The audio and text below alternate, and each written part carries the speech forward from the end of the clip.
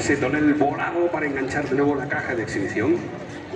Solamente 180 caballitos, no te creas tú que es un acrobático de 360 caballos, pero la Super Decathlon es una máquina muy buena para entrenar.